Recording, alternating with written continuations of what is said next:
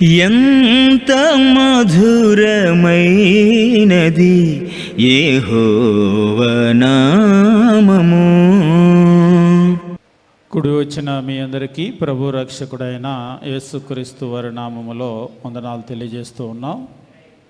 ఈరోజు ఒక ప్రాముఖ్యమైనటువంటి అంశాన్ని గురించి అధ్యయనం చేయబోతూ ఉన్నాం. ఇది భారతదేశంలో ఉన్నటువంటి చాలా స్థానిక సంఘాలకు, క్రైస్తవులకు సంబంధించినటువంటి ఒక ప్రమాద హెచ్చరిక అన్నమాట. అది ఎలా చెప్తే అర్థమవుతుందంటే, ఇప్పుడు గోదావరికి వరదలు వస్తున్నాయి అనుకోండి, ఒకటో ప్రమాద హెచ్చరిక, రెండో ప్రమాద హెచ్చరిక, అంటే నీటి మట్టం పెరుగుతున్న కొద్దీ హెచ్చరికలు జారీ చేస్తూ ఉంటారు. ఆ హెచ్చరికలు జారీ చేసేటప్పుడు లోతట్టు ప్రాంతాలంతా కూడా ఖాళీ చేసి వెళ్ళిపోవాలి, లేకపోతే మునిగిపోయి ఎంత ప్రమాదం వస్తుందో మీకు తెలుసు. ఈరోజు కూడా భారతదేశంలో ఉన్నటువంటి క్రైస్తవ్యానికి ప్రమాద హెచ్చరికలు జారీ చేయాల్సినటువంటి అవసరతలు ఉన్నాయి. మనమేదో క్రైస్తవ్యం పెరుగుతుంది, స్థానిక సంఘం కుర్చీలు నిండిపోతున్నాయి, యవ్వనస్తులు వస్తున్నారు, పిల్లలు వస్తున్నారు అని మనం సంతోషపడి సంకలు బాదుకుంటూ ఉన్నాం. కానీ వాస్తవ పరిస్థితులు లోపలికి గనక చూస్తే అందుకు భిన్నంగా ఉన్నాయి. దేని గురించి నేను మాట్లాడుతూ ఉన్నానంటే, ఎప్పుడైనా సరే ఒక తరం దాటి రెండో తరము, రెండో తరం దాటి మూడో తరము అలా వెళ్ళేటప్పుడు ఆ మొదటి తరములో ఉన్నటువంటి అనుభవాలు రెండో తరానికి తరువాత తరానికి ఉండవు. ఎందుకంటే ఇప్పుడు మనము మన ముందు తరం వాళ్ళు చెప్పినటువంటి మాటలు వింటూ ఉంటాం. మాటలే వింటాం కానీ వాళ్ళ మాటల్లో నుండి అనుభవం అనేటువంటిది రాదు. ఉదాహరణకు ఒకళ్ళు కరెంట్లో వేలు పెట్టారు, షాక్ కొట్టింది. కరెంట్లో వేలు పెడితే షాక్ కొట్టింది అన్నారు అనుకోండి, షాక్ తిన్న మనిషికి వచ్చిన అనుభవము విన్న మనిషికి కూడా వస్తుందా? రాదు. మరి వాళ్ళకి ఎప్పుడు వస్తుంది? వాళ్ళు కూడా తింటే వస్తుంది, అప్పుడు దాకా వాళ్ళకి రాదు. అంటే మన పెద్దవాళ్ళు మనకు చాలా మాటలు చెప్తూ ఉంటారు, మంచి చెడు. అంత చెప్పినా కానీ మనం ఎందుకు పాటించమంటే, మనం మాటలే వింటాం కానీ ఆ అనుభవం అనేటువంటిది మనకు రాలేదు. మన దాకా వచ్చినప్పుడు కానీ మనకు తెలుస్తూ ఉంటుంది. నేను దేని గురించి మాట్లాడుతూ ఉన్నానంటే, ఇజ్రాయేలీల యొక్క చరిత్రను కూడా మనం గమనించినప్పుడు, ఐగుప్తు దేశము బానిసత్వంలో ఉన్నటువంటి ఇజ్రాయేలీలను దేవుడు ఎర్ర సముద్రాన్ని చీల్చి బానిసత్వంలో నుండి బయటికి తీసుకొని వచ్చాడు. అయితే ఆ బానిసత్వంలో నుంచి బయటికి వచ్చినటువంటి ఆ తరం వారు దేవుని శక్తిని చూశారు. ఆ తరం వారు అక్కడ అనుభవించినటువంటి ఆ బాధలు చూశారు. కానీ ఆ తరువాత వచ్చినటువంటి వారికి ఆ అనుభవం లేదు. ఈరోజు స్థానిక సంఘాల పరిస్థితి కూడా ఎలా ఉంది అంటే, ఎక్కువ సంఘాల్లో, ఇప్పుడు భారతదేశంలో ఉన్న సంఘాల్లో కొత్తగా ఈ తరంలోనే క్రైస్తవులైనటువంటి వాళ్ళకంటే కూడా ముందు నుంచే క్రైస్తవులుగా ఉన్నటువంటి వాళ్ళు ఉన్నారు. మీరు ఎప్పటి నుంచే క్రైస్తవులని ఎవరినైనా అడగండి. అంటే మా తల్లిదండ్రులు, తాత ముత్తాతలు, కనీసం ఒక 2 తరాలు 3 తరాలు 4 తరాలు చెప్తూ ఉంటారు. అంటే ఈరోజు మనం ఎలా ఉన్నామంటే, ఇజ్రాయేలీలు తరం వెంబడి తరము గతించిన తర్వాత వచ్చినటువంటి వాళ్ళు ఎలా ఉన్నారో మనం కూడా అదే స్థితిలో ఉన్నాం. క్రైస్తవ కుటుంబాల్లో పెరిగినటువంటి వాళ్ళే, కానీ దేవుని వాక్యం యొడల ఆసక్తి లేదు. క్రైస్తవ కుటుంబాల్లో పెరిగిన వాళ్ళే, కానీ సిద్ధాంతం యొడల ఆ ఆసక్తి, ఆకలి అనేటువంటిది లేదు. పరిశుద్ధ జీవితం పట్ల వారు ఎలాంటి ఆసక్తిని కూడా చూపించటం లేదు. కానీ వీళ్ళందరూ కూడా క్రైస్తవులే, చక్కగా వస్తారు, కుర్చీలని నింపుతారు, ఇంకా కావాలంటే ఇంకొక నలుగురిని వాళ్ళే కేకేసుకొని వస్తారు. మన సంఘం చాలా పెద్దదవ్వాలండి బ్రదర్, పెద్ద కార్యక్రమాలు చేయాలి, 5,000 కావాలా, 10,000 కావాలా, ఎంత అవుతాయి ఖర్చులు అని చక్కగా అన్నీ కూడా ఇస్తూ ఉంటారు. కానీ ఇప్పుడు మనం ఎలాంటి పరిస్థితిలో ఉన్నామంటే, క్రైస్తవ జీవితంలో ఉన్నటువంటి సారాంశాన్ని మిస్ అయిపోయేటువంటి ఒక ప్రమాదంలో ఉన్నాం. పెద్ద పెద్ద కార్యక్రమాలు జరుగుతున్నాయి, పెద్ద పెద్ద బిల్డింగ్లు కడుతూ ఉన్నాం, అట్టహాసంగా క్రైస్తవ్యం ఉంది, కానీ అందులో ఉండాల్సినటువంటి పరిశుద్ధ జీవితాన్ని కోల్పోతూ ఉన్నాం. దేవుని వాక్యం యొడల, సిద్ధాంతం యొడల మనం కలిగి ఉండవలసినటువంటి ఆ సీరియస్నెస్ని కోల్పోతూ ఉన్నాం. కాబట్టి ఈరోజు మనం ఉన్నటువంటి ప్రమాదము, మనం ఎక్కడ ఉన్నాము అనేటువంటిది గమనించాలి.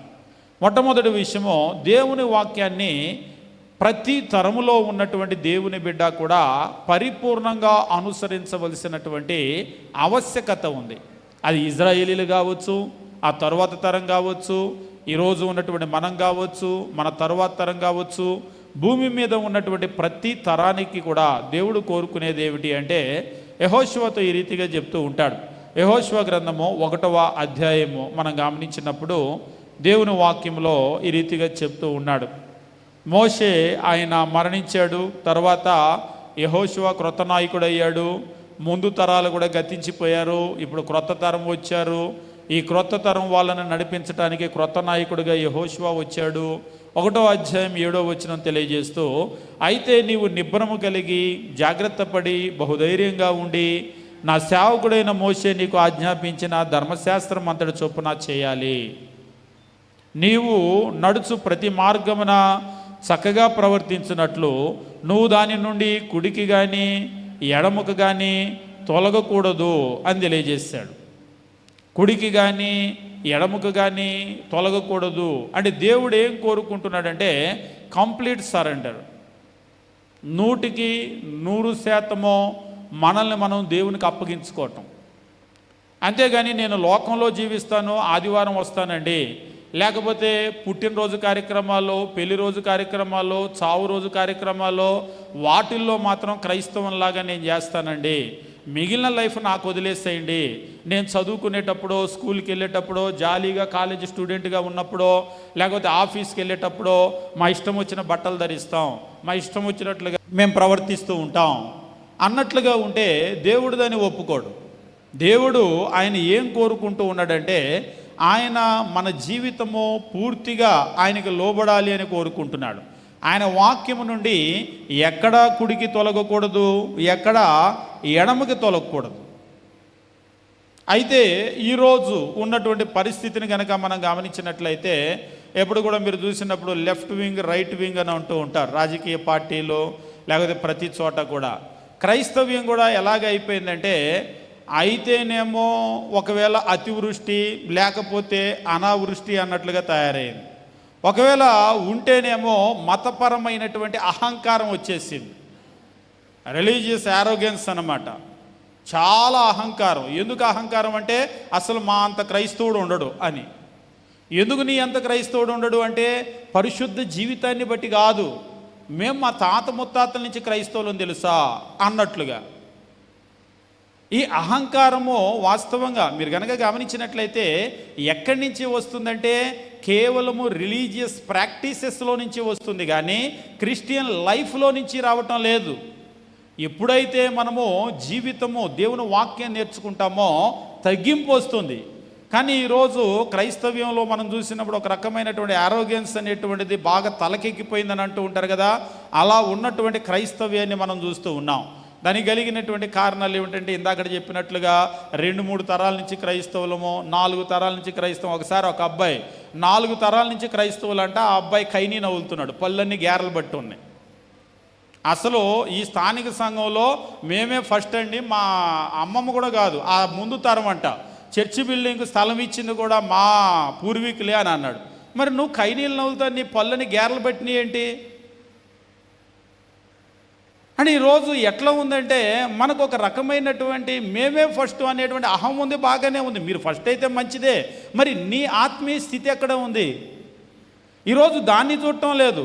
ఈ సంఘంలో మేము ఫస్ట్, ఆ సంఘంలో మేము ఫస్ట్, క్రైస్తవ్యంలో మేము ఫస్ట్, 2 తరాలు 4 తరాలు అన్నట్లుగా ఉంది. మరొక ప్రమాదం ఏమిటి అంటే ఈ మతం అనేటువంటిది ఎక్కువైపోయి క్రైస్తవ్యంలో బాహ్య ఆచారాల మీద ఎక్కువగా దృష్టి పెడుతూ ఉన్నారు. అంటే క్రిస్టియన్ అంటే ఎట్లా ఉంటుందంటే క్రిస్టియన్ అంటే ఒక క్రిస్టియన్ లాగా కనబడాలంతే. మీరు చాలామంది ఫోటో దిగేటప్పుడు ఇలాగా ఈ పరిశుద్ధ గ్రంథం ఎట్లా పట్టుకుంటారు. అంటే నేను ఎవరిని బైబిల్ పట్టుకొని ఫోటో దిగే వాళ్ళని క్రిటిసైజ్ చేయటం లేదు. బైబిల్ కొంతమందికి ఎప్పుడూ చేతిలో ఉంటుంది, ఎప్పుడూ బ్యాగులో ఉంటుంది. నిజంగా వాళ్ళకి దేవుని వాక్యం మీద ఉన్నటువంటి నమ్మకాన్ని బట్టి వాళ్ళని మనం ఖచ్చితంగా అప్రిషియేట్ చేయాలి. కానీ కొంతమంది మాత్రమో భక్తితో దేవుని వాక్యాన్ని పెట్టుకోవటం కాదు. ఒకసారి ఒక సేవకుడు చెప్తూ ఉన్నాడు, కారు ఎక్కగానే దీన్ని తీసి డాష్ బోర్డు మీద పెట్టాడు ముందు. రాజకీయ నాయకులు వైసీపీ వాళ్ళు వైసీపీ కండవా, టీడీపీ వాళ్ళు టీడీపీ కండవా లాగా ఎందుకంటే అక్కడ పెట్టారు, జారి పడింది కదంటే అంటే ఒక్కొక్కసారి మనల్ని ఆపకుండా కేసులు రాయకుండా ఉంటారు ఈ బైబిల్ పెడితే అంటున్నాడు. నాకు అప్పుడు దాకా రాజకీయ కండవాలే పనిచేస్తాయి అని తెలుసు, బైబిల్ కూడా కేసులు రాయకుండా పనిచేస్తుందని అప్పుడు ఆయన చెప్తేనే అర్థమైంది. నేను అప్పుడు అన్నాను, అసలు క్రైస్తవ్యం అంటే అస్సలు పడనోడు ఎవడన్నా ఉంటాడు, అప్పుడేం చేస్తాం, అది చూసినందుకే పక్కకు తీకారని ఆపుతాడు. ఆయన మనకు ఆ షో అవసరం లేదు. మన భక్తి అనేటువంటిది మనల్ని పరలోకానికి తీసుకెళ్ళడానికి ఉండాలి కానీ కేసులు రాయించుకోకుండా తప్పించుకోవటానికి కాదు మన భక్తి. అసలు మనం తప్పెందుకు చేయాలి, ఈ బైబిల్ని అడ్డెందుకు పెట్టుకోవాలి, బాబు నేను పాస్టర్నండి, నేను సేవకి వెళ్తున్నానండి, నన్ను వదిలిపెట్టండి, ఇదంతా ఎందుకు, రూల్ ఏదే రూల్ అంతే, rule is rule for all అని అంటూ ఉంటారు కదా. ఒకవేళ మేము తప్పు చేసినా కానీ, మేము బైబిలే పట్టుకున్నా కానీ, మేము సేవకి వెళ్తున్నా కానీ న్యాయంగా ఏ కేసు రాయాలో ఆ కేసు రాసేయాల్సిందే. కాబట్టి ఈరోజు ఏమైపోయిందంటే క్రైస్తవ్యము అనేటువంటిది ఈ రీతిగా మనం లోకంలో ఆచారాల మీద ఎక్కువగా దృష్టి పెడుతూ ఉన్నారు.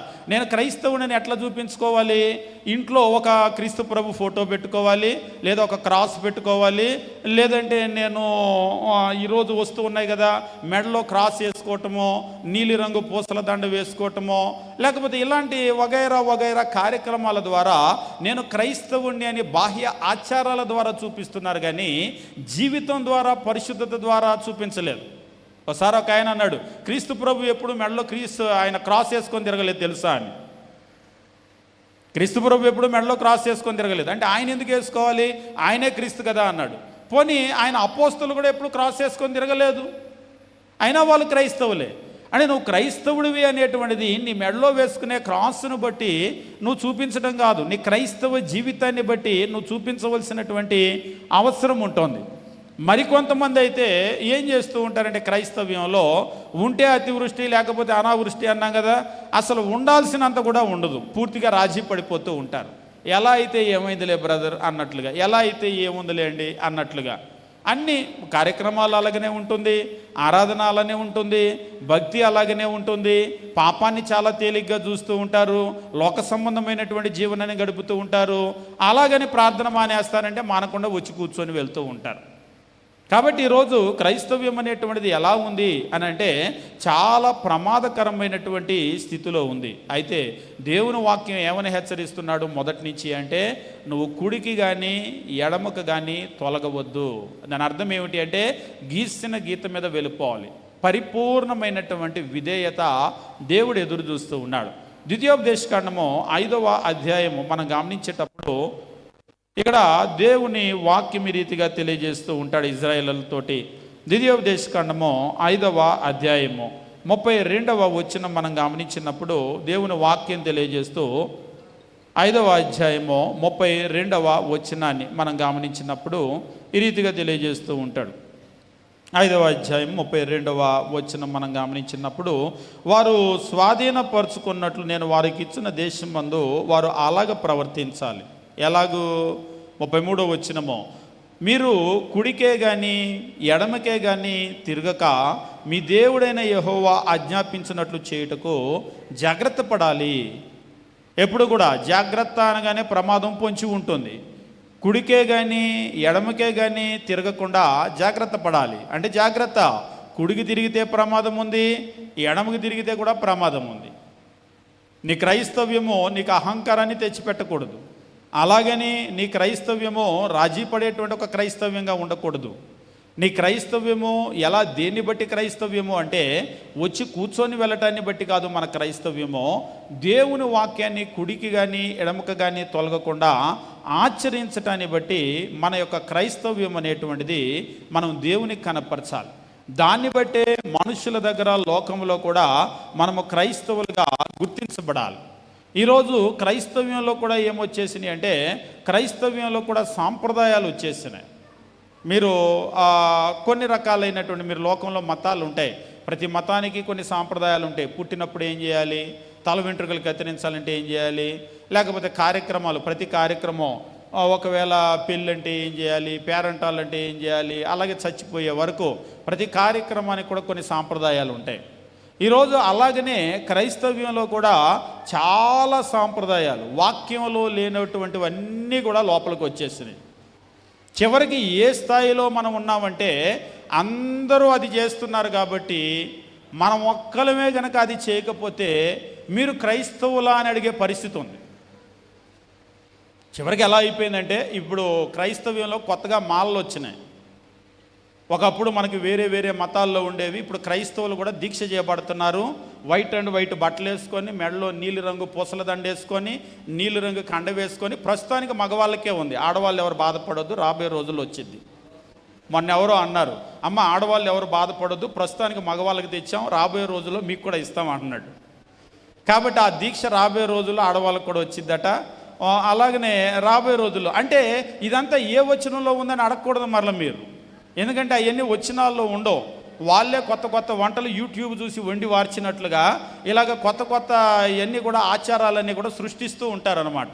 ఇప్పుడు సృష్టించబడినటువంటి ఒక మాయా లోకము, మాయా క్రైస్తవ్యంలో మనం ఉన్నాం. ఇదంతా కూడా బైబిల్లో నుంచి వచ్చిన క్రైస్తవ్యం కాదు, మనుషులు సృష్టించినటువంటి ఒక ఊహాజనితమైనటువంటి క్రైస్తవ్యంలో ఉండి ఇదే క్రైస్తవ్యమేమో, ఇలా చేస్తేనే ప్రార్థనేమో అనుకునేటట్లుగా మనం ఉన్నాం. ఒకవేళ అందరూ ఒక దారిలో వెళ్ళి ఎవరైనా సరే లేదండి బైబిల్లో ఇలా ఉంది కాబట్టి నేను దీన్ని ఆచరించను, ఇది బైబిల్లో లేదు కాబట్టి నేను సమాధుల పండగ చేయను, బైబిల్లో లేదు కాబట్టి బూడిద బుధవారాలు చేయను, బైబిల్లో లేదు కాబట్టి నేను మాల్లేను అన్నారనుకోండి, రేపు అందరూ వేశారు నువ్వు ఒక్కడు ఎందుకు ఇట్లా అంటారు. ఒకసారి ఒక ఆయన నేరుగా ఇలాగనే అడిగాడు, అందరూ చేసినప్పుడు మీరు ఎందుకు చేయలేట్లేదండి అని అడిగాడు. అంటే ఆయన అన్యుడు, ఆయనకు తెలియదు. నేను అప్పుడు చెప్పాను, ఏమండి అందరూ చేశారని మేము చెయ్యమో, మా దేవుని వాక్యంలో ఉంటే మేము చేస్తామండి అని. ఆయనకి వెంటనే అర్థమైంది, ఓహో అలాగా అని అన్నాడు. కానీ ఎందుకో ఈ పాయింట్ క్రైస్తవులకు అర్థం కావట్లా. ఏమండి అందరూ చేశారని మేము చెయ్యమో, దేవుని వాక్యంలో ఉంటే మనం చెయ్యాలి బ్రదర్ సిస్టర్ అంటే వీళ్ళకి అర్థం కావట్లేదు. ఊర్లో అందరూ చేస్తున్నారు, మనం చేస్తే బాగుంటుంది అన్నట్లుగా. కాబట్టి ఈరోజు క్రైస్తవ్యం అనేటువంటిది ఎలాంటి ఒక ప్రమాదంలోకి వెళ్ళిపోయిందంటే మనుషులు సృష్టించినటువంటి ఒక ఊహాజనితమైనటువంటి మత ప్రపంచంలో క్రైస్తవ్యం అనేటువంటిది తేలియాడుతూ ఉంది. అక్కడ ఉంటేనే అది క్రైస్తవ్యమేమో అనే భ్రమలో లోకమంతా కూడా ఉంది. ఈ బైబిల్ని చూడనటువంటి నేర్చుకోనటువంటి క్రైస్తవులు అదే క్రైస్తవ్యమేమో అని అనుకుంటున్నారు. పొరపాటున ఒకళ్ళిద్దరు ఎవరైనా బైబిల్ని చదివి అది క్రైస్తవ్యము కాదు అన్నా కానీ లోకంలో మెజారిటీ నెగ్గుతుంది కదా, మెజారిటీ అభిప్రాయాలకే వారు గౌరవం ఇచ్చేసి మీరు ఉంటే ఉండి పోతే పోండి అని అంటున్నారు. ఎందుకంటే జనాలకి ఎప్పుడు జనం కావాలి. కాబట్టి అలాంటి ఒక ప్రమాదంలో మనం ఉన్నాం. కానీ బైబిల్లో ఉన్నటువంటి వాక్యాన్ని మీరు ఎప్పుడు కూడా గుర్తుపెట్టుకోండి, ఎక్కువ మంది చేశారు కదా అని అది ఎప్పుడు కూడా రైట్ అవ్వదు. మీకు ఇజ్రాయేలీలు చేసినటువంటి పొరపాట్లు చాలా ఉన్నాయి. ఒక ఎగ్జాంపుల్ చూపించి నేను ముందుకు వెళ్ళిపోతాను. అదేమిటి అంటే మీకు చుట్టుపక్కల దేశాలన్నింటిలో కూడా రాజులు వచ్చేసారు, కానీ ఇజ్రాయేల్ దేశంలో మాత్రము న్యాయాధిపతులే ఉన్నారు. న్యాయాధిపతులే ఉండి మీకు చిట్ట చివరి న్యాయాధిపతి అంటే సమూయేలు అన్నమాట. బైబిల్ బాగా పరిచయం ఉన్న వాళ్ళకి తెలుసు.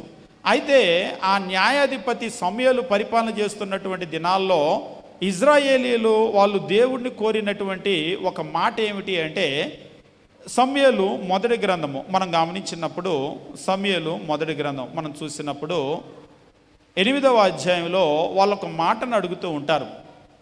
సమూయేలు మొదటి గ్రంథము 8వ అధ్యాయం 8వ అధ్యాయం 1వ వచనం నుంచి మనం చూసినప్పుడు, సమూయేలు వృద్ధుడైనప్పుడు తన కుమారులు ఇజ్రాయేళ్ల మీద న్యాయాధిపతులుగా నియమించెను. అతని జ్యేష్ఠ కుమారుని పేరు యోవేలు, రెండవ వాని పేరు అబియా. వీరు బెయేర్షెబాలో న్యాయాధిపతులుగా ఉండిరి. అతని కుమారులు అతని ప్రవర్తనను అనుసరింపక ధనాపేక్షకులై లంచాలు పుచ్చుకొని న్యాయమును త్రిప్పివేయగా ఇజ్రాయేలీల పెద్దలందరూ కూడి రామాల్లో ఉన్న సమూయేలు వద్దకు వచ్చి, చిత్తగించు, నువ్వు వృద్ధుడువు, నీ కుమారులు నీ ప్రవర్తన వంటి ప్రవర్తన గలవారు కారు గనుక ఏం చేయాలంటే నువ్వు, లేదా మాకేం కావాలంటే వాళ్ళు అడుగుతున్నారు, సకల జనుల మర్యాద చొప్పున. ఈ మాట మీరు రౌండప్ చేయండి. సకల జనుల మర్యాద చొప్పున అంటే అందరికిలాగా, లోకమంతా ఎలా చేస్తున్నారో అలాగా సకల జనుల మర్యాద చొప్పున మాకు ఒక రాజును నియమించు.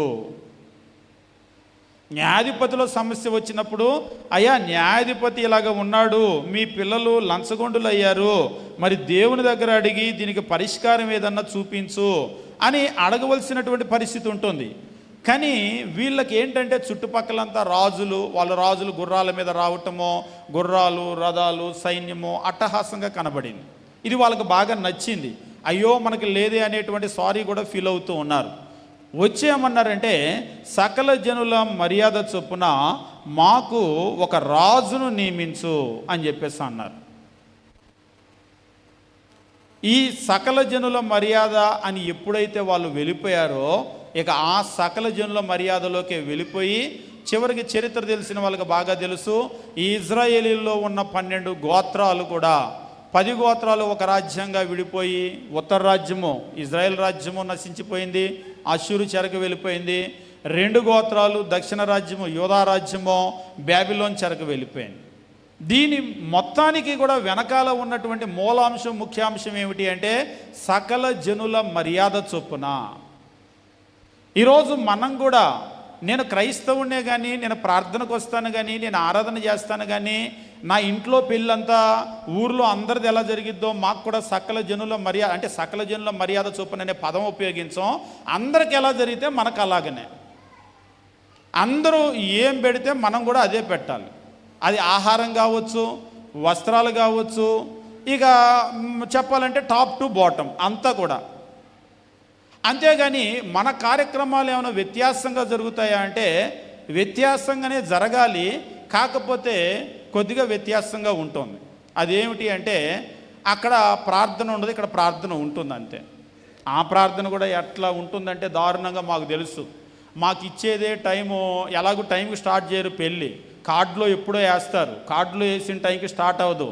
మేము వెళ్ళి కూర్చొని కూర్చొని కూర్చొని కూర్చొని ఆ తర్వాత నేను ఒకటే చెప్తే, ఎప్పుడైనా పెళ్ళికి పిలిస్తే పెళ్ళి టైంకి చేసినా చేయకపోయినా భోజనం టైంకి పెట్టించున్నాను. కొన్ని ఊరుల్లో వాళ్ళు ఎప్పుడో 3ంటికి పెళ్లి చేస్తారు, అప్పుడు దాకా ఎవరికి భోజనాలు పెట్టరు. మేము చెప్తాం, మీరంటే ఒక్కసారి పెళ్ళికి వెళ్తారు, ఎండాకాలం మొత్తం మీద ఒక 2-3 పెళ్ళిళ్ళకి వెళ్తారేమో, మేము రోజు పెళ్ళికి వెళ్తాం. రోజు 3-4ంటికి భోజనం చేయాలంటే అవ్వదు కదా. కాబట్టి పెళ్ళి ఎప్పుడు చేసుకున్నా భోజనం టైంకి పెట్టించానంటే చాలామంది అంగీకరిస్తారు. 12-12:30 కల్లా పెట్టించేస్తారు, అటు ఇటుగా పెళ్ళి స్టార్ట్ చేస్తారు.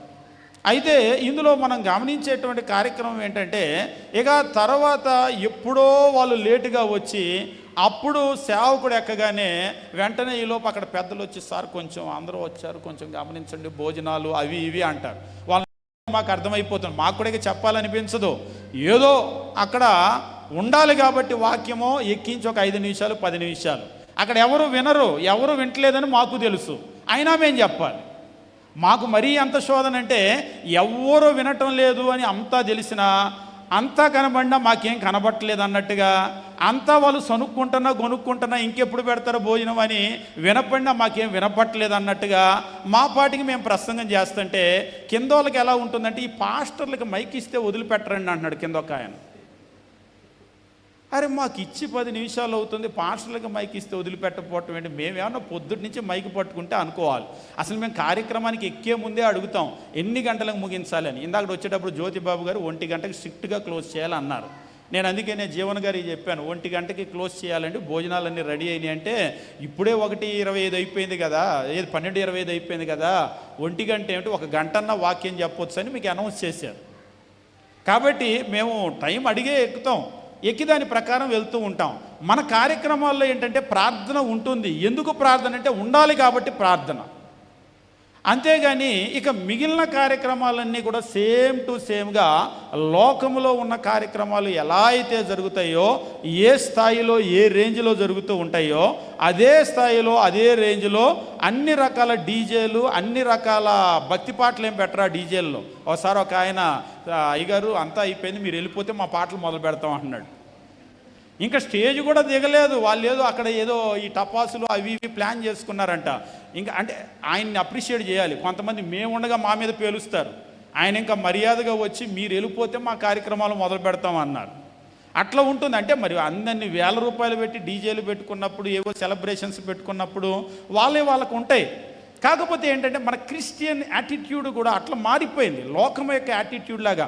మన పిల్లలు లోకంలో పిల్లల్లాగానే ఉన్నారు, మన యవ్వనస్తులు లోకంలో యవ్వనస్తుల్లాగా ఉన్నారు, మన పెద్దవాళ్ళు మనం లోకంలో ఉన్న వాళ్ళలాగానే ఉన్నాం, వాళ్ళలాగానే ఆలోచన చేస్తూ ఉన్నాం. నాకు అప్పుడప్పుడు అనిపిస్తుంది, సకల జనుల మర్యాద చొప్పున అని మనం మన నోట్లో మాట్లాడలేదు, కానీ ఎగ్జాక్ట్గా అదే చేస్తూ ఉన్నాం. లోకంలో ఉన్న వాళ్ళందరూ ఎలా ఉండాలో మాకు కూడా అలాగే రాజు కావాలి అన్నట్టుగా ఈరోజు మనం ప్రవర్తిస్తూ ఉన్నాం. చాలా ప్రమాదకరమైనటువంటి పరిస్థితి అది. మనమందరము కూడా జ్ఞాపకం చేసుకోవాలి. ఎప్పుడైతే మనం అలాగా మన చుట్టూ ఉన్నటువంటి మనుషుని చూసి ముందుకు వెళ్ళిపోతామో దేవుడి నుంచి, దేవుని వాక్యం నుంచి చాలా దూరంగా వెళ్ళిపోతాం. మరి ఏం చేయాలి అంటే, దేవుని వాక్యం నుంచి కుడికి కానీ ఎడమకు కానీ ఎక్కడా కూడా తొలగకూడదు. ఏమాత్రం కూడా 1% కూడా మనం తొలగిపోకూడదు. అలా మనం వెళ్ళగలిగినప్పుడు మాత్రమే దేవుడు అడిగినటువంటి బిడ్డలుగా, కోరుకున్న బిడ్డలుగా మనం ఉంటాం. ఆయన యెహోషువతో చాలా స్ట్రిక్ట్గా చెప్తూ ఉన్నాడు. ఏమన్నా అంటూ ఉన్నాడంటే, ఇందాక మనం చదివామో యెహోషువ గ్రంథము 1వ అధ్యాయము 7వ వచనంలో మనం చూసినప్పుడు దేవుడు యెహోషువతో చెప్తూ ఆయన అంటూ ఉంటాడు, ఏమన్నా అంటూ ఉంటాడంటే, నీవు దాని నుంచి కుడికి కానీ ఎడమకు కానీ తొలగకూడదు అని అంటాడు. దేవుడు తన వాక్యాన్ని ఇచ్చినప్పుడు జాగ్రత్త, నువ్వు కుడికి తొలగొద్దు, ఎడమికి తొలగొద్దు, దానిలో నువ్వు ముందుకు వెళ్ళినప్పుడు మాత్రమే నువ్వు దీవించబడతావు, ఈ ప్రజలు దీవించబడతారు. అంటే టోటల్గా దీవెనంతా కూడా ఎక్కడ ఉంది అంటే, దేవుని వాక్యాన్ని ఉన్నది ఉన్నట్లుగా కలపకుండా చెరపకుండా అనుసరించటంలోనే ఉంది. లోకానికి అది వెరితనంగా ఉంటుందేమో కానీ మనకు అదే దీవెన. మనం గుర్తుంచుకోవాల్సినటువంటి మరొక ముఖ్యమైనటువంటి విషయం ఏమిటంటే, ఇది చెయ్యాలి అంటే వాస్తవంగా దేవుని వాక్యమే మనకు తెలియదు అనుకోండి, దాని నుంచి కుడికి కానీ ఎడమకు కానీ తొలగకుండా నువ్వు ఎట్లా ముందుకు వెళ్ళగలుగుతావు? నువ్వు దేవుని వాక్యంలో కుడికి కానీ ఎడమకు కానీ తొలగకుండా నువ్వు ముందుకు వెళ్ళగలగాలి అని అంటే ఖచ్చితంగా నువ్వు దాన్ని తెలుసుకోవాలి. నువ్వు తెలుసుకోకుండా దాన్ని ఆచరించలేవు కదా. కాబట్టి మనం తెలుసుకోవాలి. ఎవరి మీదో మనం ఆధారపడితే కాదు.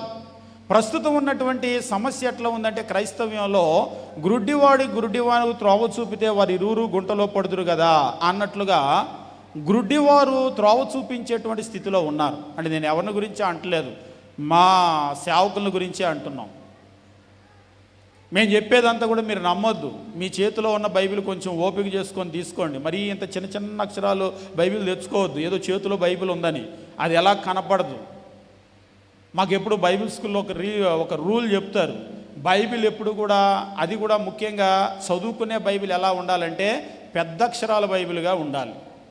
పెద్ద అక్షరాల బైబిల్గా కనుక ఉంటే స్టడీ బైబిల్. ఎక్కువ అంటే మీరు ఎక్కువగా చదివే అలవాటు ఉంటే పెద్ద అక్షరాలు చదివేటప్పుడు మీ కన్ను అలసిపోదు. ఒక చిన్న ఉదాహరణ, రోడ్డు అవతల ఏదో ఒక బోర్డు ఉంది, నేమ్ బోర్డు. అందులో పెద్ద పెద్ద తాటికే అంత అక్షరాలు ఉన్నాయి. ఇక్కడి నుంచి అక్కడ వరకు చూసి ఈజీగా చదివేస్తారు. చిన్న చిన్న అక్షరాలు ఉన్నాయి. అప్పుడు ఏం చేస్తుంది మీ కన్ను కొంచెం మూసి సగం తెరిచి ఇలాగ జాగ్రత్తగా కాసేపటికి మొత్తానికి చదువుతాం. అదే పెద్ద పెద్ద అక్షరాలు ఉన్నాయి అనుకోండి, అలా చదివేస్తుంది కన్ను. అంటే మనకి శరీరం అలసిపోయేదైతే అర్థమవుతుంది, కానీ కన్ను అలసిపోయేది అర్థం కాదు. అందుకని ఇవాళ చాలామంది కళ్ళజోళ్ళు పడుతున్నాయి. మేము ఎప్పుడు బైబిల్ స్కూల్ అంటే మీకు అందరికీ చెప్పకపోయినా సేవకులుగా తర్ఫీదు అయ్యే వాళ్ళకి మేము చెప్తూ ఉంటాం. ఎందుకంటే సేవకులకు ఉండాల్సిన ఒక హ్యాబిట్ ఏంటంటే బైబిల్ చదవాలి. అంటే మాకు వద్దా అన్నారు. అంటే మీకు కూడా కావాలి, కానీ మీరు ఎలాగో స్వీకరించరుగా, అందుకని చెప్పం అంతే. కాబట్టి బైబిల్ చదవాలి అనుకున్న వాళ్ళు మరీ ఇంత చిన్న అక్షరాల బైబిల్ తెచ్చుకోవద్దు. ఫ్యాషన్గా బాగుంటే ఇంత చేతిలో ఇమిడిపోవటానికి, పెళ్ళిళ్ళకి ఒకవేళ పట్టుకోవటానికి, ఫోటో దిగటానికి బాగుంటాయి, కానీ చదువుకోవటానికి అయితే అవి బాగుండవు. పెద్ద అక్షరాల బైబిల్ తీసుకొని మీరు వాక్యాన్ని బాగా చదవండి. ఒకవేళ సేవకులు మేం ప్రసంగం చేసినా అలా ఉన్నాయో లేవో అనేటువంటి విషయాన్ని మీరు అందులో గమనించటం మొదలు పెట్టాలి. ఎందుకు గమనించటం మొదలు పెట్టాలి అని అంటే, ఈరోజు ప్రస్తుతం ఉన్నటువంటి మత ప్రపంచం, క్రైస్తవ ప్రపంచం అనేటువంటిది ఎలా ఉంది అని అంటే, వాక్యము ఉన్నది ఉన్నట్లుగా బోధించే పరిస్థితిలో లేదని మీరు ఎలా చెప్తారన్నాడు ఒక ఆయన. ఈరోజు ఉన్నటువంటి ఇన్ని వేల సంఘాలే దానికి రుజువు. సంఘానికి ఒకరు పెట్టిన పేరు ఇంకొకరు పెట్టరు, ఒకరు చేసిన బోధ ఇంకొకరు చేయరు. అతి ప్రాముఖ్యమైనటువంటి రక్షించబడాలంటే నేనేం చేయాలంటే ఒక్కొక్కరు ఒక్కొక్క బోధ చేస్తాను. ఆరాధన నేను ఎలా చేయాలంటే ఒక్కొక్కరు ఒక్కొక్క రకమైన బోధ చేస్తారు. తర్వాత మీరు ప్రతి విషయంలో కూడా భిన్నమైన వందలు కాదు వేల రకాల బోధలు ఉన్నాయి. మరి ఇదంతా బైబిలే చెప్తుందా అంటే లేదు. బైబిల్ ఎప్పుడు ఒకలాగానే చెప్తుంది. దాన్ని డీకోడ్ చేయటంలో, అర్థం చేసుకోవటంలో ప్రజలు ఏం చేశారంటే భిన్నాభిప్రాయాలకు వెళ్ళిపోయారు.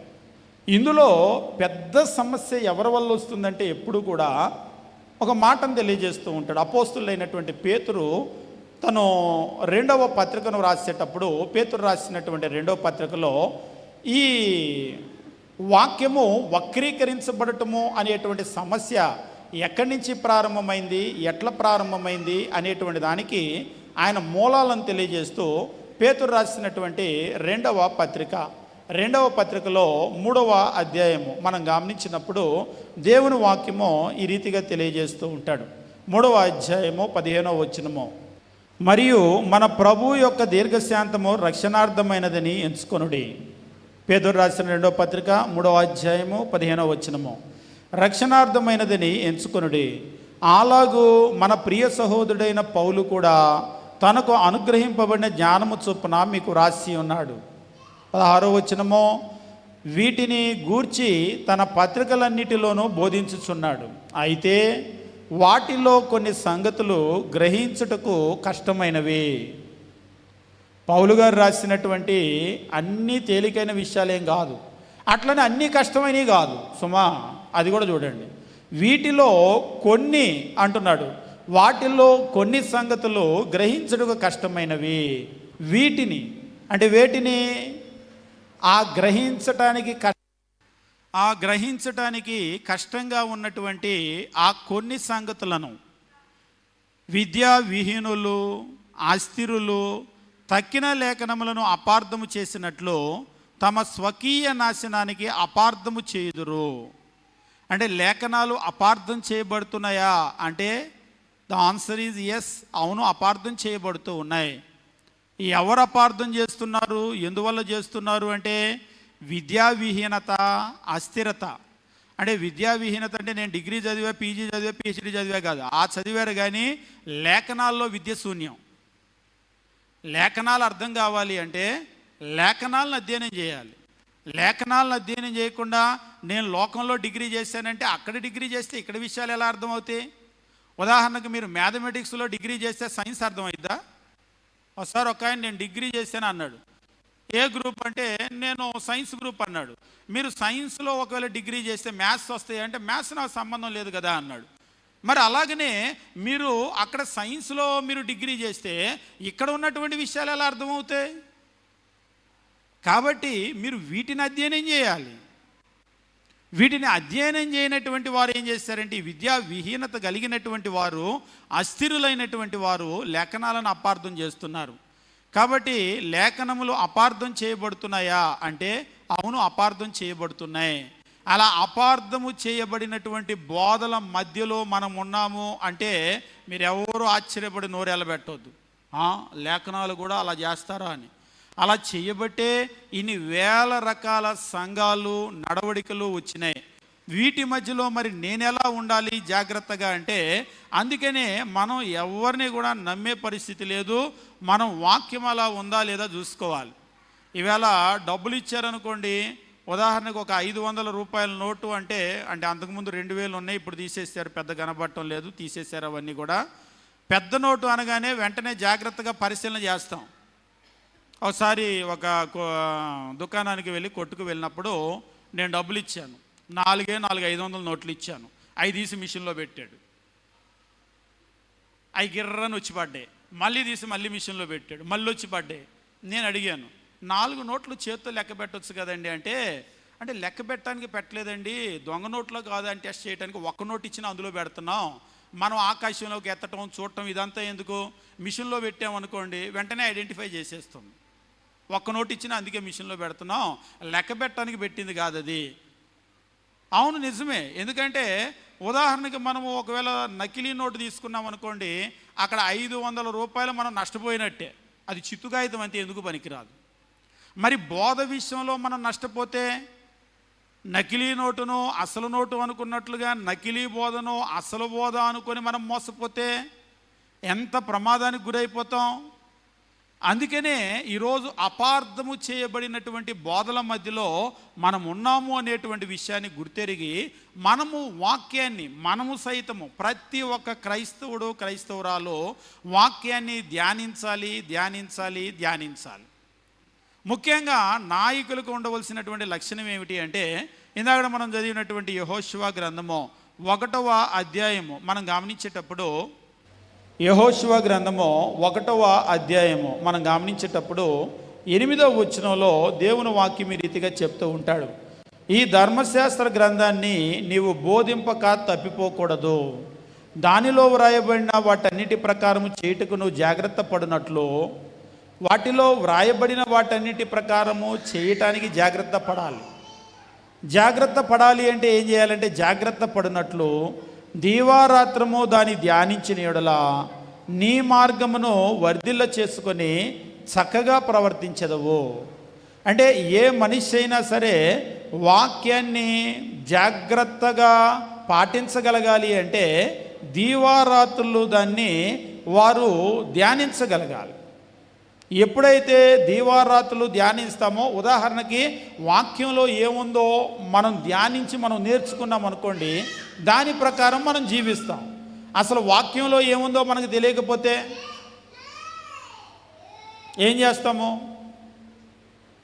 ఒకసారి ఒక సహోదరి చెప్తూ ఉంది, అంతకుముందు మీ వాక్యము యూట్యూబ్లో అవి చూడకముందు, ప్రార్థన చేయటం నాకు తెలియకముందు నేను దేవునికి చాలా దారుణంగా ప్రార్థన చేసేదాన్ని అండి. ఎట్లా చేసేదాన్ని అంటే, నువ్వెందుకు ఇవ్వవు, నాకు ఇవ్వాల్సిందే, నువ్వు ఇవ్వకపోతే కుదరదంతే అని గట్టిగా దేవుని దగ్గర అడిగేదంట.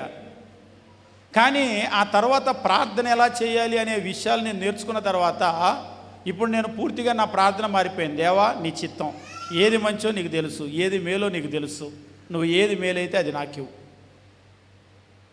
అంటే నిజంగా మనకు వాక్యం తెలియలేదనుకోండి, ఎందుకు ఇవ్వవు, నువ్వు వాళ్ళకిచ్చావు వీళ్ళకిచ్చావు నాకు ఎందుకు ఇవ్వవు అని పక్కింటి వాళ్ళతో పోట్లాడి పెట్టుకున్నట్టు దేవునితో పోట్లాడి పెట్టుకుంటే, ఇవ్వకపోతే నేను మోకాళ్ళ మీద నుంచి లేవనంతే, నేనేమి తిన్నంతే, నేను ఇక్కడే కూర్చుంటానంతే కొంతమంది ఉంటారు. కాబట్టి మనకి వాక్యం అంటే వాస్తవంగా ప్రార్థన చేయాలి అనే ఆశ ఉంది, కానీ ఎలా చేయాలో తెలియదు. అప్పుడు ఏం చేస్తాం? మన వాళ్ళని తప్పట్టడానికి లేదు. అదే ఇప్పుడు ప్రార్థన ఎలా చేయాలి అని నేర్చుకోవటాన్ని బట్టి, ఎట్లా చేయాలి అనేటువంటిది ఆచరించడాన్ని బట్టి మనశ్శాంతిగా ఉంది. ఏంటంటే, ఏమడిగినా నీ చిత్తం ఏదో దాన్ని ఇవ్వు అన్నాం. ఇచ్చినా దేవునికి స్తోత్రం, ఇవ్వకపోయినా దేవునికి స్తోత్రం. ఎందుకంటే మనకి ఏది మంచో ఏది బెస్టో దేవునికే తెలుసు.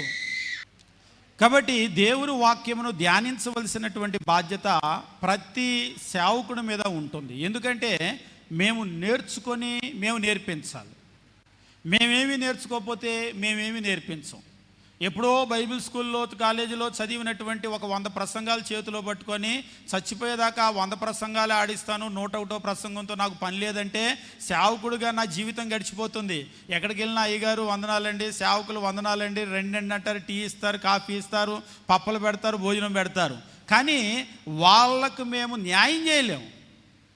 ఎందుకంటే దేవుని సంకల్పాన్ని మేము నేర్చుకుంటేనే వాళ్ళకి నేర్పగలం. అపోస్తులైన పౌలు చెప్తూ ఉంటాడు, దేవుని సంకల్పం అంతా మీకు తెలియజేయకుండా నేనేమీ దాచుకోలేదు అని అంటాడు.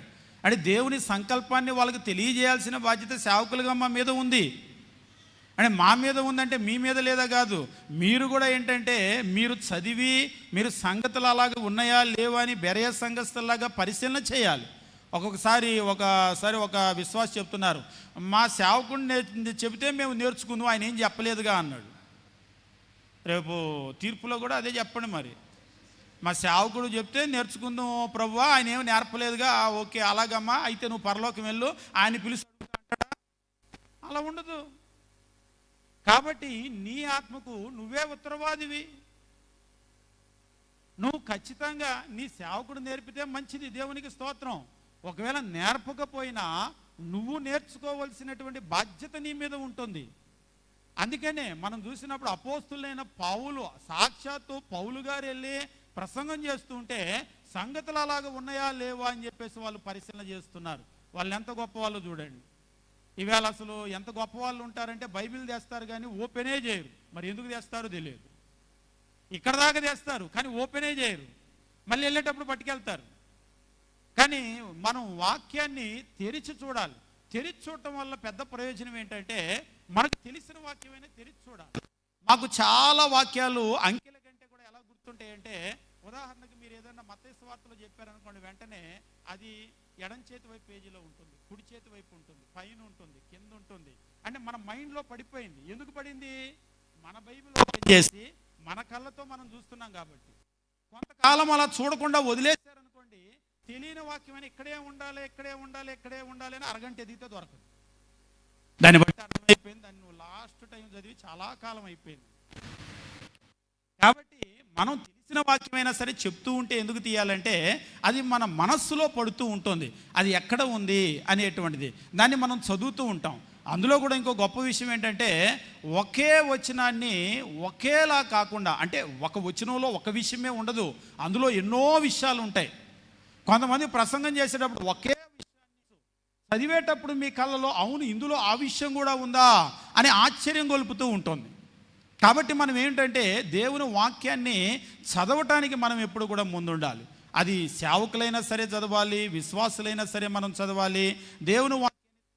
అయితే ఇక్కడ మీరు గమనించవలసిన విషయం ఏమిటి అంటే 70 సంవత్సరాల తర్వాత వాళ్ళు వచ్చేసరికి దేశం అంతా ఒక అడవిగా మారిపోయింది. ఇల్లు ఒక 4 రోజులు వదిలేస్తే, నెల రోజులు వదిలేస్తేనే అడవిలాగా అయిపోతుంది, చుట్టూ చెట్లు పెరిగి 70 సంవత్సరాల తర్వాత వస్తే ఎలా ఉంటుంది? లిటరల్గా అడవి అయిపోతుంది. కాబట్టి వీళ్ళు ఏం చేస్తారంటే అక్కడికి వచ్చిన తర్వాత ఒకటి ఊరు కట్టుకోవాలి, ఊరు అంటే ఇల్లు కట్టుకోవాలి, ఊరు ప్రాకారాలు కట్టుకోవాలి, ముఖ్యంగా దేవుని మందిరం కట్టాలి. ఈ కట్టేదాని మీదే దృష్టి ఉంది కానీ ఇల్లు కట్టడం మీద, ఊరు కట్టడం మీద, ప్రాకారాలు కట్టడం మీద, మందిరం కట్టడం మీద, లిటరల్గా కట్టే గోడల మీదే దృష్టి ఉంది కానీ వాళ్ళలో ఒక ఆత్మీయతను కట్టేదాని మీద దృష్టి లేదు. మొదటిసారి వచ్చినటువంటి దగ్గర నుంచి కూడా గోడలు గోడలు గోడలు రాళ్లతోనే కడుతున్నారు, కానీ ఆత్మీయంగా కట్టబడలేదు. ఒక జనం ఇందాక నేను చెప్పినట్లుగా చర్చి బిల్డింగ్ అంతా 1000 మంది నిండినా కానీ ఆత్మీయంగా కట్టబడకపోతే అది దేవుని దగ్గర సున్నాగానే ఉంటుంది. ఇజ్రాయేలీలు తిరిగి వచ్చారు, ఇల్లు కట్టుకున్నారు, చక్కగా వాళ్ళంతా ఊరు కట్టుకున్నారు, ఇంకేముంది దేశం రీస్టోర్ అయిందంటే దేవుని దగ్గర రీస్టోర్ అవ్వలేదు. దేవుని దగ్గర ఎప్పుడు రీస్టోర్ అవుతుందంటే ఆత్మ సంబంధంగా వాళ్ళు కట్టబడినప్పుడే వాళ్ళు దేవుని ప్రజలుగా రీస్టోర్ అవుతారు. ఇప్పుడు ఈ ఎజ్రా వచ్చి చేసిన పని ఏమిటి అంటే ఎజ్రా గ్రంథము 7వ అధ్యాయము 10వ వచనము, ఎజ్రా యెహోవా ధర్మశాస్త్రమును పరిశోధించి, మొట్టమొదటిది ఏంటంటే చదివి కాదు, ధ్యానించి కూడా కాదు, పరిశోధించి అని చెప్పేసి అంటూ ఉంటాడు. యెహోవా ధర్మశాస్త్రమును పరిశోధించి దాని చొప్పున నడుచుటకునో, ఇజ్రాయేలులకు దాని కట్టడలు విధులు నేర్పుటకునో దృఢనిశ్చయము చేసుకునేనో. ఒకసారి ఒకరు అడిగారు, అవునండి తెలుగులో పరిశోధించి అని అన్నాడు, దాని ఇంగ్లీష్లో ఏమన్నాడని. వాస్తవంగా for Ezra had set his heart to study the law of the lord అని అంటూ ఉంటాడు. To study the law of the lord, to do it and to teach his statues and rules in Israel. వాస్తవంగా ఇక్కడ study the law of the lord అని అన్నాడు, కానీ ఇక్కడ study the law of the lord అన్నటువంటిది ఒక లోతైనటువంటి పదం. దేవుని వాక్యమును అధ్యయనం చేయటానికి అన్నటువంటి అర్థం మనకు వస్తుంది, కానీ దాన్ని అంతకంటే లోతుగానే మనకు తర్జుమా చేశారు. ఏమైనా మనకు తర్జుమా చేశారంటే పరిశోధించి అని చెప్పేసి అన్నారు. అవును, అది పరిశోధించేటువంటిది. మనకు లిటరల్ ట్రాన్స్లేషన్స్లో కూడా చూసినప్పుడు ఆ లిటరల్ ట్రాన్స్లేషన్స్ అన్నీ కూడా దాని గురించే తెలియజేస్తూ ఉన్నాయన్నమాట. యెహోవా ధర్మశాస్త్రమును పరిశోధించి. కాబట్టి దేవుని వాక్యాన్ని నేను చదవటం అనేటువంటిది సరిపోతుందా అని అంటే లేదు, చదవటం అంటే కూడా నువ్వు ఇంకా ఎక్కువగా నువ్వేం చేయాలంటే దాన్ని ధ్యానం చేయాలి. దాన్ని ఇంకా కొన్ని తర్జుమాల్లో కనుక చూసినట్లయితే to seek the law of the lord అని అన్నాడు. Study the law of the lord అని కొన్ని తర్జుమాలు చెప్పాడు. To seek the law of the lord అంటే యెహోవా ధర్మశాస్త్రంలో వెదికాడు. అదేంటి వాక్యంలో వెతకటం ఏంటంటే దాన్నే మనకు తెలుగులో అందుకనే పరిశోధించి అని అన్నాడు. ఉదాహరణకి తూర్పు దేశం నుంచి జ్ఞానులు వచ్చారు, మీకు అర్థమయ్యేటట్లు చెప్తాను. అయా యూదుల రాజుగా పుట్టినవాడు ఎక్కడున్నాడు అని అన్నారు. ఎక్కడున్నాడు అంటే హేరోదు ఏం చేశాడంటే ఆయన శాస్త్రుల్ని పిలిపించాడు. పిలిపిస్తే వాళ్ళు లేఖనాలు వెదికారు, ఎక్కడ పుడతాడు ఎక్కడ పుడతాడు ఎక్కడ పుడతాడు. మీకు 5:2 ఆయన బెత్లెహేంలో పుడతాడు. కాబట్టి ఈ రకంగా దేవుని వాక్యాన్ని వెదకాలి.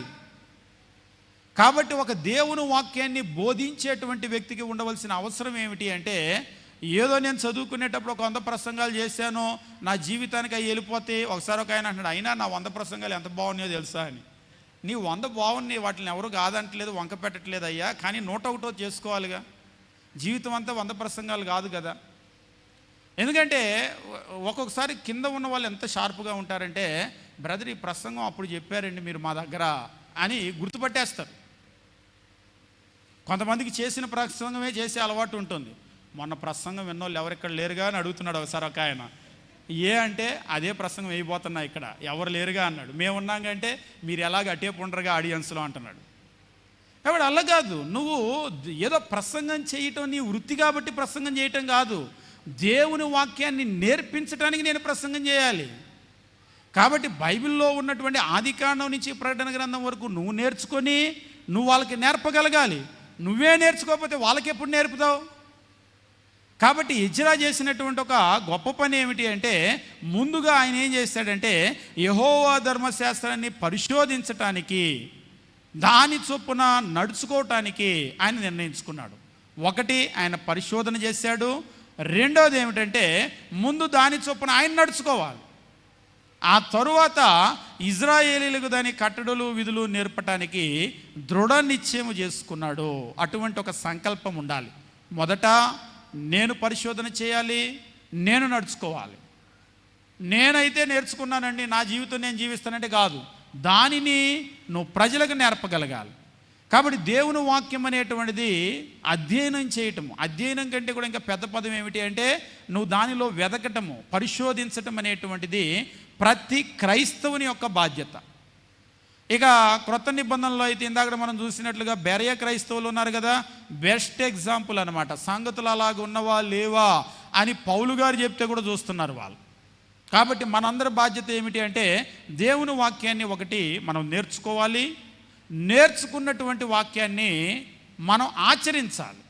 నేను ప్రారంభంలో ఒక విషయం చెప్పాను, అదేమిటి అంటే, కరెంటు ఎవరికో షాక్ కొడితే షాక్ కొడుతుంది అని చెప్పారనుకోండి, షాక్ కొడుతుంది అన్నటువంటి ఆ జ్ఞానం వేరు. ఆ కరెంటులో వేలు పెడితే షాక్ కొట్టిద్దంట, ఆ జ్ఞానం అందరికీ ఉంది. మరి ఆ కరెంటు షాక్ తిన్నటువంటి ఎక్స్పీరియన్స్ ఎందరికి ఉంది?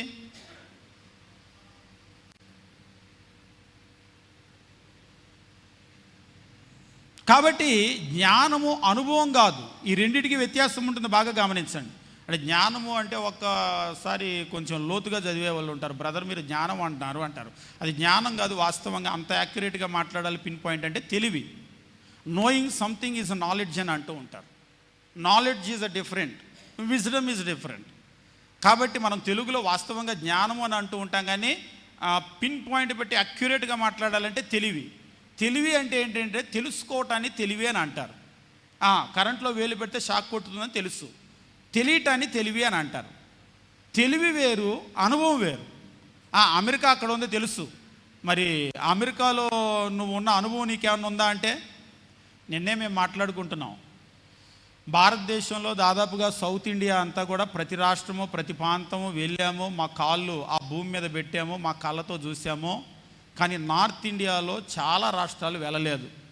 దేవుని చిత్తం అయితే ఆదివారం ఆరాధన చూసుకొని వారానికి ఒక స్టేట్ వెళ్ళిపోయి, ట్రైన్ ఎక్కేసైనా వెళ్ళిపోయి అక్కడ దిగి ఒక 2-3 రోజులు ఆ స్టేట్లో ఉండి, ఆ ప్రజలేంటి, వాళ్ళు ఏం తింటున్నారు, వాళ్ళు ఎలా బ్రతుకుతున్నారు, వీళ్ళకి మనం వాక్యం ఎలా చెప్పగలము అనేటువంటిది మన కళ్ళతో చూస్తే తప్ప పేపర్లలో ప్రసంగాలు చేస్తే అవ్వని నిన్నే మాట్లాడుకుంటున్నాం.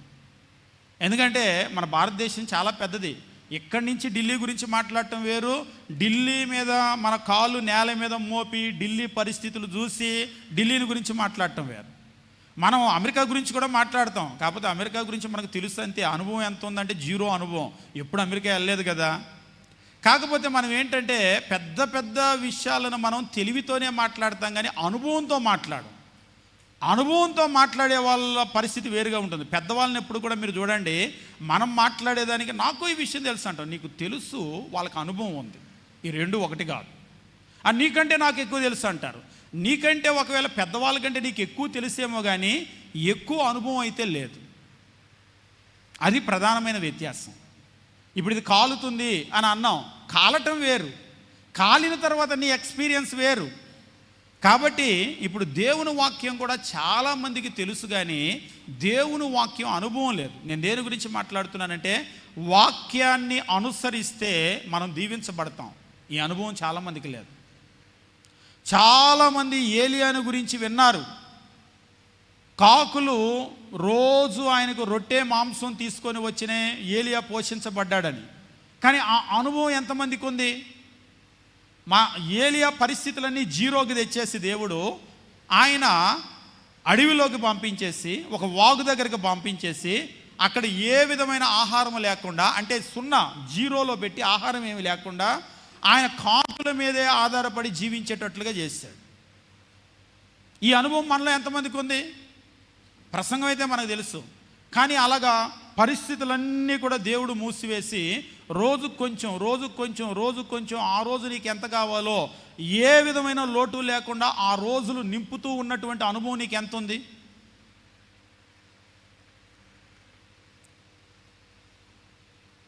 ఒకసారి ఒక బ్రదర్తో మాట్లాడుతూ ఉంటే, ఎట్లా ఉన్నాయి ఆర్థిక పరిస్థితులు అంటే, ఏమీ లేదన్నా, దగ్గర బ్యాంకులో ఏమీ లేదు, ఇంట్లో ఏమీ లేదు, లోటు కూడా ఏమీ లేదు అన్నాడు. అప్పుడు ఆయన చెప్తూ ఉన్నాడు, ఏలియా ప్రసంగం వింటూ ఉంటాం, ప్రసంగం చేస్తూ ఉంటాం, ఇప్పుడు దాన్ని నా నిజ జీవితంలో దేవుడు చూపిస్తూ ఉన్నాడు. కానీ అద్భుతంగా ఉంది ఆ ఎక్స్పీరియన్సు. ఒక మీటింగ్ పెట్టాలంటే చేతిలో డబ్బు ఏమీ లేదు, కానీ వేల రూపాయలు, లక్షల రూపాయల మీటింగ్లు అట్లా జరిగిపోతూ ఉన్నాయి. పిల్లలకు ఫీజు కట్టాలంటే ఏమీ లేదు. ఆ టైం వచ్చేసరికి ఏదో ఒక కాకి రూపంలో పంపిస్తున్నాడు, అది అయిపోతూ ఉంది. అసలు ఇది ప్రసంగంలో చెప్పేటప్పుడు దాని విధానం వేరు, జీవితంలో అనుభవిస్తుంటే దాని విధానం వేరు. తేనె అని తీయగా ఉంటుంది అని నేను చెప్పాను అనుకోండి, ఆ సౌండ్ ఎలా ఉంటుంది? అదే తేనె ఒక చుక్క తీసుకొని నాలుక మీద అలా రాస్తే ఎలా ఉంటుంది? రెండు ఒకటేనా? తేనె గురించి నేను ఒక 100 పేజీల ప్రసంగం రాసిన, అది ఇవ్వలేనటువంటి ఒక అనుభవం. ఒక్క చుక్క తేనె తీసి అలా నాలుకకి రాస్తే ఆ అనుభవం వస్తుంది. ఇంకా 100 పేజీల ప్రసంగం అవసరం తేనె ఎలా ఉంటుంది అని, ఆ ఒక్క చుక్క అలా అనగానే అర్థమైపోతుంది. చాలా సందర్భాల్లో మనం ఏంటంటే తెలివితో బ్రతికేస్తూ ఉంటాం. నాకు చాలా విషయాలు తెలుసు, నీకు చాలా విషయాలు తెలుసు, కానీ అనుభవం కొద్ది విషయాలు కూడా లేవు. ఈరోజు ప్రస్తుతం ఉన్న క్రైస్తవ్యం యొక్క ప్రమాదకరమైన పరిస్థితి ఎట్లుందంటే, చాలా విషయాలు తెలుసుకుంటున్నారు కానీ చాలా విషయాలను అనుభవించి చూడటం లేదు. అనుభవంలో లేదా క్రైస్తవ్యమో, అది ప్రధానమైనటువంటి లోపం. కాబట్టి ఈరోజు మనం నిజమైనటువంటి క్రైస్తవులుగా దాన్ని అనుభవించటం, ఆ మాధుర్యాన్ని గనక చూడటం మొదలు పెడితే, ఇంకా మనం దేవుని శక్తిని మనం ఎన్నడూ కూడా వదిలిపెట్టం. బ్యాంకుల్లో పెద్ద పెద్ద అంకెలు మనకు కనబడాల్సిన అవసరం లేదు. పెద్ద పెద్ద డబ్బులు వచ్చి మన దగ్గర ఉంటేనే నేను పని మొదలు పెడతాననాల్సిన అవసరం లేదు. ఎందుకంటే అనుభవం మనకు చాలా పాఠాలు నేర్పిస్తూ ఉంటుంది. అలా కాకుండా నువ్వు ఏలియా ప్రసంగం ఎన్నిసార్లైనా వినవచ్చు, ఆ అధ్యాయాలు నువ్వు ఎన్నిసార్లైనా చదవచ్చు, అది వేరు. నువ్వు అనుభవం ద్వారా తెలుసుకోవటం అనేటువంటిది వేరు. కాబట్టి ఇక్కడ నేను తెలియజేసేటువంటి విషయం ఏంటంటే, మీకు తెలిసిన సత్యాన్ని మీరు ఆచరించండి. ఆచరణలో ఎప్పుడైతే పెడతారో అప్పుడు మీకు అనుభవం వస్తుంది. ఈరోజు క్రైస్తవ్యము చాలా భాగమో పెద్ద పెద్ద మీటింగులు పెట్టి పెద్ద పెద్ద ప్రసంగాలు చెప్పించి వినటానికే కానీ అదంతా అనుభవంలోకి తీసుకోవటానికి కాదు. చాలామంది, నేను ఎప్పుడు కూడా చెప్తూ ఉంటాను, మనం ఎంత వింటున్నాము, ఎంత నేర్చుకుంటున్నాము అనే దాన్ని బట్టి మనం వెదగము.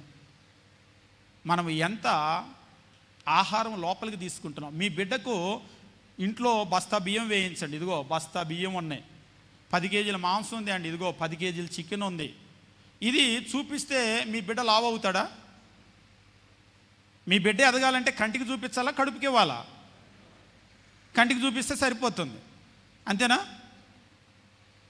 ఈరోజు క్రైస్తవ జీవితంలో కూడా వాక్యాన్ని ఏంటంటే అలాగా చూపిస్తూ ఉన్నారంతే, నేర్పిస్తూ ఉన్నారంతే, కానీ అది అనుభవంలోకి తీసుకోవటం లేదు. నువ్వు వాక్యాన్ని ఎప్పుడైతే నువ్వు తీసుకుంటావో, తీసుకోవటం అంటే దాని ప్రకారం నువ్వు ఆచరించటం ప్రారంభిస్తావో, అప్పుడు నీ క్రైస్తవ జీవితం యొక్క ఎదుగుదల ప్రారంభమవుతుంది. ఎదుగుదల ఎప్పుడు ఆహారంతో ముడిపడి ఉంటుంది, కేవలం ప్రసంగాలు వినటం వల్ల కాదు. ఏథెన్సు నివాసుల గురించి బైబిల్లో చెప్తూ, వారు ఎప్పుడు ఏదో ఒక క్రొత్త విషయం వినటం మీద ఆసక్తి కలిగి ఉంటారు. వాళ్ళు ఎప్పటికీ ఎదగరు. చాలా విషయాలు వాళ్ళకి తెలుసు, కానీ వాళ్ళు ఎప్పటికీ ఎదగరు. ఎందుకు ఎదగరంటే ఆచరణ లేదు. ఈరోజు క్రైస్తవ్యంలో ఉన్న ఒక పెద్ద ప్రమాదం ఏమిటి అంటే, వాళ్ళు చాలా విషయాలు నేర్చుకుంటున్నారు, వింటున్నారు, తెలుసుకుంటున్నారు, పుస్తకాలు నింపుకుంటున్నారు, కానీ ఆచరణ లేదు. కాబట్టి ఈరోజు మీ అందరికి కూడా ప్రేమతో తెలియజేసే విషయం ఏంటంటే, క్రైస్తవ్యం అనేటువంటిది చాలా ప్రమాదకరమైనటువంటి స్థితిలో ఉంది. ప్రమాద గంటికలు మోగించవలసినటువంటి పరిస్థితుల్లో మనం ఉన్నాం. ఎందుకంటే అంకి పెరుగుతూ ఉంది, చక్కగా మన కుర్చీలు నిండుతూ ఉన్నాయి, పెద్ద పెద్ద బిల్డింగులు కడుతున్నాం, పెద్ద పెద్ద కార్యక్రమాలు చేస్తూ ఉన్నాం, కానీ కుటుంబాలు ఆచరణాత్మకమైనటువంటి క్రైస్తవ్యానికి చాలా దూరంలో మనం ఉంటూ ఉన్నాం. ఆ నిజమైన మాధుర్యాన్ని మనం చూడటం లేదు, ఆ దీవెన మనం చూడటం లేదు. అది చూడాలి అంటే కేవలం వాక్యాన్ని చెవులతో వినటంతో కాదు, అది ఆచరణలో సాధ్యమవుతుంది. ఆచరణకు దూరంగా ఉన్నటువంటి క్రైస్తవ్యము ఎప్పటికీ కూడా దీవించబడదు. నిజమైనటువంటి దీవెన ఆచరణతోనే వస్తుంది అనేటువంటి విషయాన్ని మనమందరం కూడా తెలుసుకోవాల్సినటువంటి అవసరం ఉంది. ఎప్పుడు కూడా మీరు గమనించండి, ఇజ్రాయేలీలకు పుట్టినటువంటి ఇజ్రాయేలీలు న్యాయాధిపతుల గ్రంథం మీరు చదివితే 2వ అధ్యాయం నుంచి వాళ్ళ డౌన్ఫాల్ స్టార్ట్ అయింది. కారణం ఏమిటి అంటే, వాళ్ళకి నాలెడ్జ్ ఉంది కానీ అనుభవం లేదు. కాబట్టి నాలెడ్జ్ నన్ను నిలబెడుతుంది అని ఎప్పుడు కూడా అనుకోవద్దు. ఏం మనల్ని నిలబెడుతుంది అంటే మన అనుభవాలు. ఎప్పుడైతే వాక్యాన్ని తీసుకొని దాని ప్రకారం మనం జీవించడం మొదలు పెడతామో మనం బలవంతులుగా మారుతాం. ఆ బలం మనల్ని నిలబెడుతుంది. కాబట్టి మన స్థానిక సంఘాలన్నీ కూడా అలా బలవంతులుగా అవ్వాలని మనం కోరుకుందాం దేవుని దగ్గర. ముఖ్యంగా కేవలం వినటమో తెలుసుకోవటమో కాకుండా ఆచరించడానికి మనమందరము కూడా ప్రారంభిద్దాం. దేవుడు మనల్ని మన సంఘాలను దీవించునుగాక. మీ అందరికీ వందనాలు తెలియజేస్తూ ముగిస్తూ ఉన్నాం.